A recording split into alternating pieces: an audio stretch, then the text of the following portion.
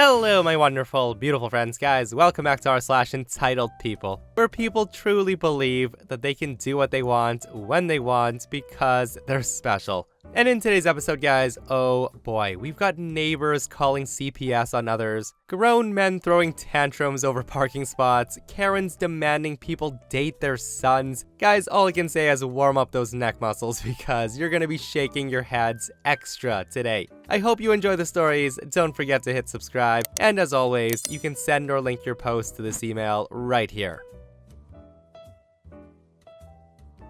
So I live in an apartment, and 3 months ago, a new family moved into the apartment above me. They have a child that looks to be about 2 years old. The first weekend they moved in, the woman came to my door, and I'm assuming to a few other people's doors as well. She introduced herself and her toddler. She also gave me a goodie bag of candies, which I thought was odd, but kind.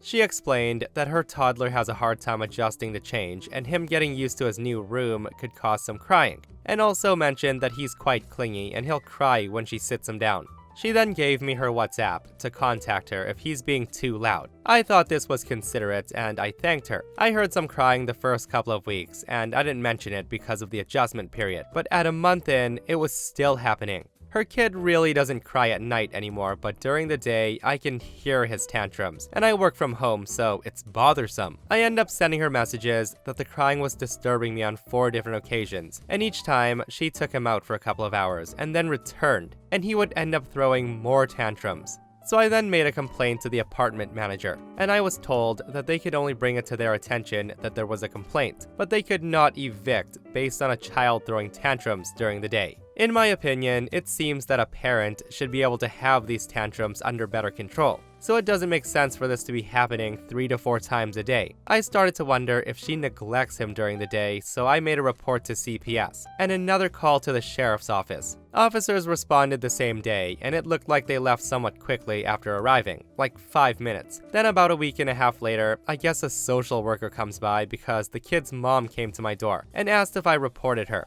I told her I did, and I explained why, and she was angry and told me that I have no clue what it's like having a toddler, and that my actions were low and malicious. My boyfriend was over at the time, and he overheard. He said that he couldn't believe I would put her through that. He called me heartless and then left. He then texted me later that night and he broke up with me, saying that he wanted nothing to do with someone who would try getting someone's child taken away over noise. Now, I don't think he's understanding that it's 3 to 4 tantrums a day. So am I the a-hole? Yeah, guys, so everyone pretty much voted OP the entitled Karen in this one, and a heartless one at that. Like, could you imagine the amount of stress the mom was already going through with her child before OP called CPS and the sheriff's office on her? Like, being a mother to a toddler is hard work, guys, especially if she's a stay-at-home mom. In my opinion, OP is the a-hole. Like, the woman brought over goodies, for goodness sake, and this is how she's repaid. And this person says, guys, OP's sheer cluelessness and inconsideration is mind-blowing to me. I would be horrified of what she thought of my 3-nager's behavior. I just can't imagine being oblivious enough to call the cops and CPS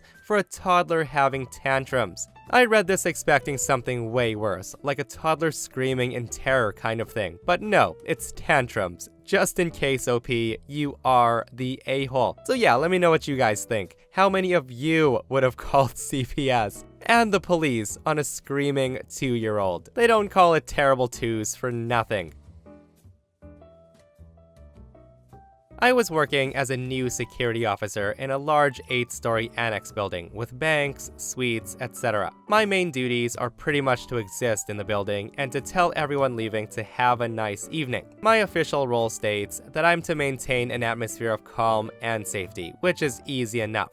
So on my first day, I pull into one of the 2 reserved parking spots at the front of the parking garage, which I was instructed to do, as one reserved spot is for security. I then grab my stuff and walk in to start my shift. Everyone is super nice, smiling and wishing me a good night, when in walks your stereotypical 65-year-old grumpy old man, who we'll call Angry Man. So the guy marches up to me screaming and says, "Hi, I pay thousands of dollars for this parking spot outside, and someone is parked in it." Me, with my customer service mode activated, say, "I can understand how frustrating that can be, sir. I'm actually security for the building. I don't have anything to do with public parking garage. The main office is actually directly across the street, and I'm sure they could help you." The old man says, "Okay, well, I'm calling to have this car towed." I say to him, right, well, I'll come out with you to get the info and make a report while you do that." We walk outside, and I ask, "Is it this white Escalade?"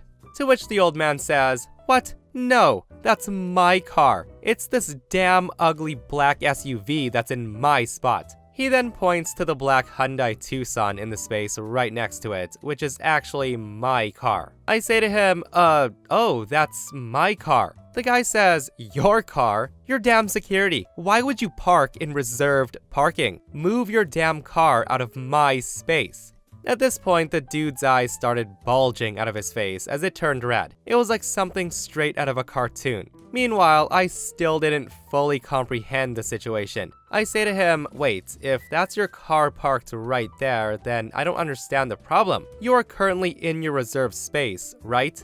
One of the spaces is reserved for the active officer on duty." The guy then screams at me and says, "Do you effing know who the F you're talking to?" The guy gets right in my face, and I visibly cringe from his garlic breath. He then says to me, "You will get in your damn piece of crap car and you will move it." I say to him, "Sir, you need to calm down. One of these spots is reserved for the active officer on duty, which is me. If you have a problem with your reserved space, you need to call the number for the public parking garage. I'm security for this building, and I have nothing to do with public parking. I will not abandon my post, risking my job as well as everyone's safety, so you can park inches from where you're currently parked right now." I then start walking back towards my post, with a dude following me, throwing a temper tantrum. He's screaming that this is the last day I'm working, so I might as well pack my things and go home. There's a lot more back and forth, with me completely stoic and repeating, "Sorry, I can't help you. You need to leave." And him slamming his fist down on my desk and cussing me out, demanding me to move your effing car. So help me God. I don't give a damn where you park. Park on the street. I don't need people like you parking in my spot. The whole time, he kept asking for my name and my manager's number, throwing his business cards at me to write on. I eventually gave in and gave him my first name and the number for HR just to get him out of there. Even if he did get a hold of them, he's essentially just telling them that I'm actually doing my job, so I really don't care. I did get my super sarcastic, snarky comment in and told him to have a wonderful day, to which he scoffed and replied, "You're an effing idiot, you know that?" Which was very satisfying. I started video recording halfway through the altercation and snapped a picture of his plate numbers just in case. After my shift ended and I went back to my car, he left another one of his business cards under my windshield wiper. And I'm thinking, what the F is wrong with this guy? It took me half the conversation until I could comprehend that this guy was actually screaming and cussing me out because he had to park in the space directly next to the one he usually parks in. Like literally inches away, which was actually closer to the building.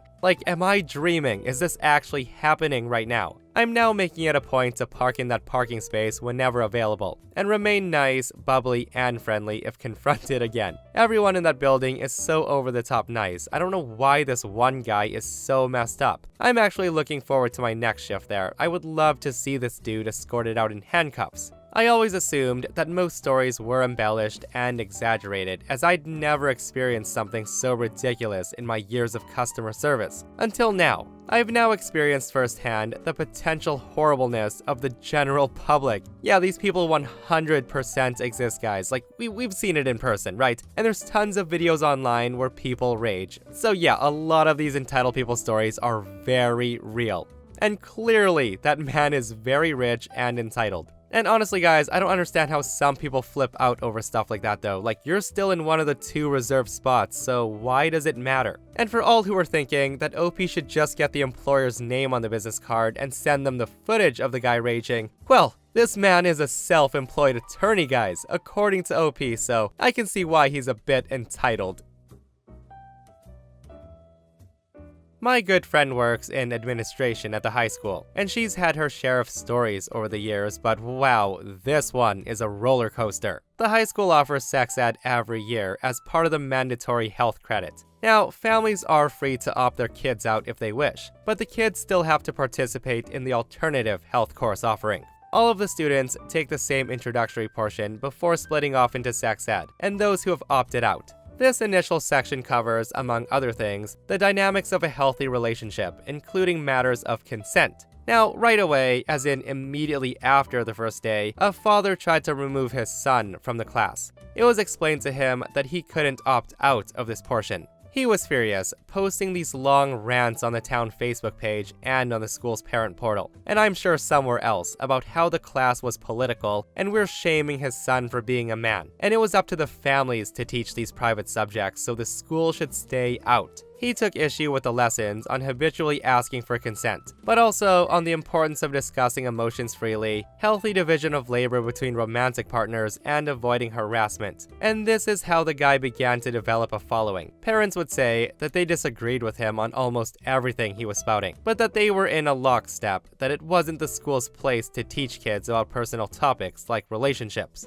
The guy started camping outside of the building while his son's section of the class was being taught, shouting his own theories and beliefs at kids as they walked into the building, even handing out a pamphlet that he got off some junk website. The school is set up as such, so it's easy to be on a public thoroughfare, but still within full view of a classroom, so we didn't have legal grounds to send him packing. His supporters would honk their horns, or even occasionally stop by to bring him cold drinks and sandwiches. It was nuts. Then one day, towards the end of the non-optional portion of the class, they had a police officer come in to talk to everyone about how to report an assault, how to know if you've been assaulted, and what to expect when you go make your report. The officer's own daughter is a student at the high school, so he was extra protective of the whole group. When he saw this guy standing outside the building shouting how mutual consent is for the weak, he wasted no time shoving him off. This happened right outside the main administrative building. That's when the guy tried to argue, "I'm on public land. I have the right to be here and say whatever I want."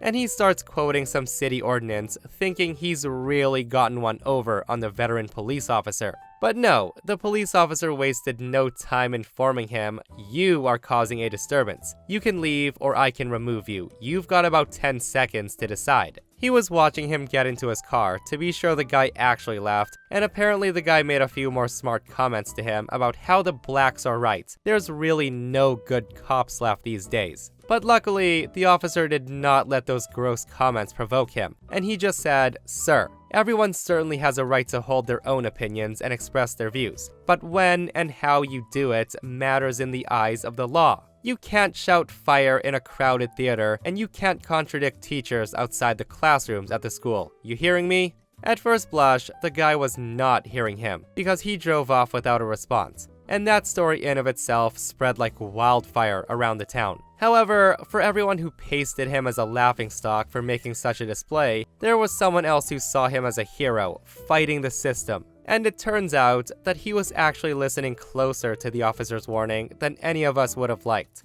The optional sex ed portion began, and the following week, this fool had began placing Facebook ads for his own sex ed class. Because in his mind, he can say whatever he wants in the appropriate setting, right? What sort of negligent, ass-backwards, head-in-the-sand kind of parent do you have to be to let your child leave school in the middle of the day to attend, as he dubbed it, quote, sex ed for real men? That took place inside a stranger's house. A private citizen unaffiliated with the school is beyond me. But the group who began to follow his whole campaign and support him online was all for it, and they actually sent their kids to him. Now, to be fair, he did advertise it as being a totally non-sexual in nature class, with his big driver being that those discussions should be left to the parents, and that he was offering a class that covered traditional morals, values, and chivalry, promising to take us back to the good old days. He also had plenty of stuff about how his taxes pay the school salary, so if enough people made their preferences clear, the faculty would have to fall in line and stop disseminating harmful materials.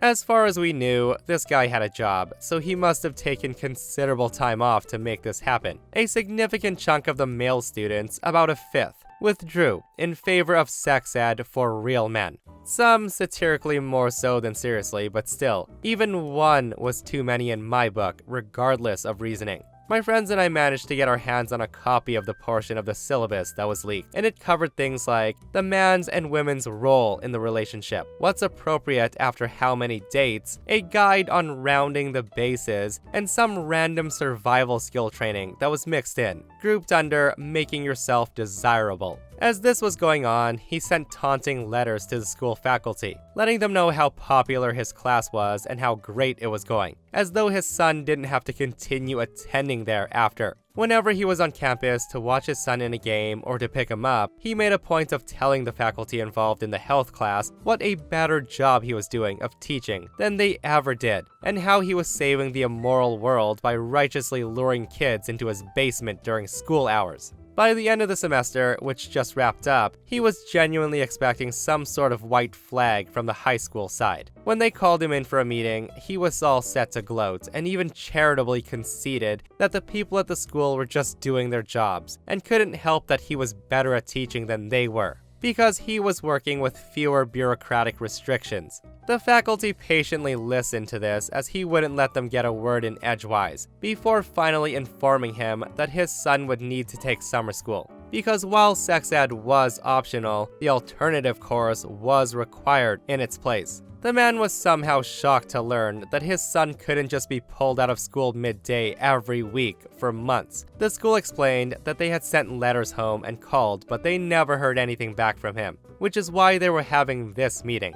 Everyone's guessing that he didn't open any letters from the school and didn't bother listening to their messages. So he started talking about how his son had taken a health class, and he had the right to teach his own son if he preferred. On and on. They replied that if he wanted to homeschool his son, he was free to do so. However, he'd have to unenroll him from public school and register his son as a homeschooler. He could not switch between his own lessons and public school on a whim. Of course, the guy was enraged by this, and he felt wholly entitled to circumvent state regulations and even federal procedures in order to basically do whatever he wanted. So he said that his son would just fail health and that he took it as a badge of honor. The school said that that was his prerogative. However, in that case, his son would not be promoted to the next grade level as it was a required credit. And this really blustered him and he left. Then, after a few days of thinking about it, he informed the school in writing that he would be unenrolling his son and registering him somewhere else. The school cheerfully informed him that that would be fine, but he couldn't enroll him into the coming grade because they couldn't certify his passing until he completed all required credits for his current year. Here is a logistical note. The other students in sex ed for real men were not facing summer school because their health class was scheduled at a separate time, so they took it in addition to the credit-bearing in-school alternative. Those in the same period block as his son just didn't take this guy's class, or they withdrew to return to school after receiving the first notice. So now, unfortunately, his son is bearing the weight of his entitled parents' poor choices, but not alone. Busing is significantly decreased during the summer, so from what I understand, his father will have to wake up early every day to drive him in. My goodness, guys, I wonder what his son thinks of dad's crazy shenanigans. Thanks, dad. Now I gotta do summer school because of you. But with that said, guys, I really enjoyed this post, and I got a few good laughs in, like sex ed for real men is hilarious. A guide on rounding the bases, men's and women's roles in relationships. Guys, I think I would love to attend that class just for fun. So here's some background. This happened when I was 17 in high school. I was attending an anime convention at the time, and I was dressed as Chibi Moon from Sailor Moon as I loved the show at the time. On the second day of the convention, I was walking around. Of course, if you cosplay at an anime convention, you're gonna get asked for pictures a lot. Now, I did not mind. I love taking photos with people, and some asked for me to pose, while others just a selfie. And then, in the middle of the day, is when Karen and her son shows up. The conversation basically went like this. Karen walks up to me and says, "Hi, would you mind if my son takes a picture with you? You are beautiful." Now, the son is about 12 or 13 years old, and he stands right next to me. I expect him to put an arm on my shoulder or pose, and this isn't what happened. Instead, the kid grabs me and tries to kiss me on the lips. At this, I immediately push him off me, screaming, "What are you doing?" The Karen says, "Oh, come on, let him kiss you. There's no harm in it. He's cute." Again, the kid is like 12 or 13 years old. This isn't some 4-year-old wanting a cute kiss. I say to her, "No, I'm not kissing some random stranger." That's when the son pipes in and says, "Mom, you said she would be my girlfriend. Make her give me a kiss." At this, I'm massively freaked out, and Karen says, "Oh, come on, he just wants to brag that he has a girlfriend. Come on, just for one picture." At this point, I try to walk away, saying, "No, leave me alone." I try to leave, when suddenly she grabs my hand and she tries to pull me back, saying, "Come on, it's one kiss, it's not gonna hurt you. My son is really nice, and look how cute he is. A girl like you wishes she could date a guy like him." That's when I say, "Leave me the hell alone, weirdo." And that's when Karen does a complete flip, and she starts getting mad at me, saying, "Fine, bitch, be that way. I wouldn't want my son with some filthy girl like you. Look at how you're dressed. It's disgusting. My son can do way better." At this, I just walk off, hearing her cuss at me. Later that day, I see her and her son again, and they're both being escorted by security out of the convention.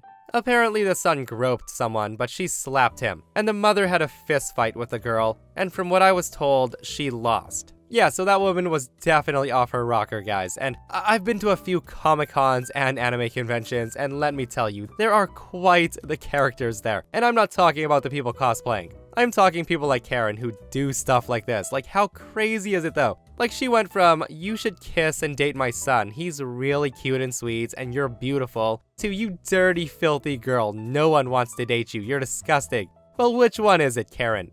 And seriously, are you trying to get your son arrested? Like, she needs to fix that behavior right now. That's all I'll say about it. And that, my friends, brings us to another end of our / entitled people. Guys, I hope you enjoyed today's stories. I hope you didn't shake your heads too hard. And if you missed the last episode on the channel, it's an r/I don't work here lady episode, where a Karen keeps wanting her neighbor arrested, and it backfires so hard. If you guys missed it, go check it out. And myself and Stevie Boy will see you guys in the next one. We love you.